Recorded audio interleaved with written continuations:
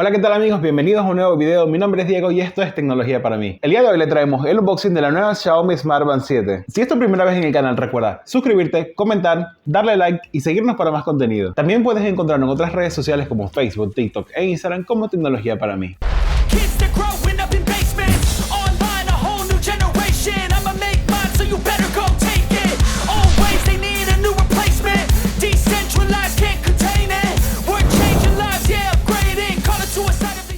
Comenzamos el unboxing de la Xiaomi Smart Band 7. Esta es una de las pulseras inteligentes más populares del mercado. En esta ocasión encontramos un diseño que va evolucionando para ofrecer una mayor pantalla, más batería y nuevas funciones. Ha llegado el momento de buscar las famosas tijeras de la cocina, que por cierto, ya debemos de jubilar y comprar unas para hacer los unboxing. Cortamos el precinto de seguridad y levantamos la tapa para descubrir qué hay dentro. En el interior encontramos una bandeja con 3 compartimentos. En el del medio está la Smart Band que abriremos en un momento. En el compartimento inferior encontramos los manuales y dentro el código QR que luego usaremos para descargar la aplicación. Y en el compartimento superior está un sobre con un cable cargador. Cabe destacar que es compatible con su antecesor, la Smart Band 6, así que si tienes una podrás cargar ambas con el mismo cargador. Destapamos el sobre y acá tenemos la nueva Xiaomi Smart Band 7. Cuenta con una pantalla AMOLED de 1.62 pulgadas con resolución de 192 x 490 píxeles y la función Always On Display. También posee sensor de frecuencia cardíaca PPG, acelerómetro y giroscopio de 3 ejes. Su batería es de 180 mAh, dura hasta 14 días y se carga en 2 horas. Mientras descargo la aplicación te contaré algunos datos extra. Estas son sus dimensiones. Tiene conectividad Bluetooth 5.2 y es compatible con Android y iOS. Es resistente al agua hasta 5 atmósferas. Monitoreo de frecuencia cardíaca, monitoreo del sueño, medidor de oxígeno en sangre, monitoreo de estrés, más de 120 modos deportivos y también cuenta con NFC. Una vez instalada la aplicación, seguimos el proceso de configuración para establecer nuestras preferencias. Aceptamos los accesos a las notificaciones